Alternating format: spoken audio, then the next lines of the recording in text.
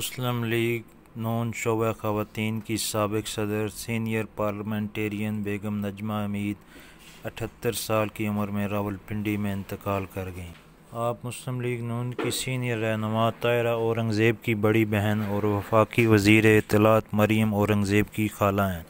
بیگم نجمہ حمید مسلم league نون کی senior رکن تھی۔ مسلم لیگ نون کی طرف سے وہ 2 مرتبہ سینیٹر منتخب ہوئیں۔ بیگم نجمہ حمید گزشتہ کچھ عرصے سے علیل تھیں۔ جمعے کی شب راولپنڈی کے ہولی فیملی ہسپتال میں وفات پا گئیں۔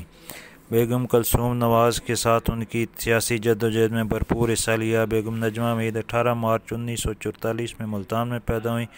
پاکستان کے پہلے وزیر اعظم لیاقت علی خان کی اہلیہ بیگم رانا لیاقت علی خان اور بیگم فروز خان نون کے ساتھ وہ مسلم لیگ کے لیے خدمات انجام دیتی رہیں۔ انہوں نے تمام عمر مسلم لیگ کے ساتھ بسر کی۔ ان کی سیٹلائٹ ٹاؤن راولپنڈی میں واقع رہائش گاہ پر بیگم کلثوم نظر بند رہیں۔ بیگم نجمہ حمید کا گھر ہمیشہ سیاسی سرگرمیوں کا مرکز رہا۔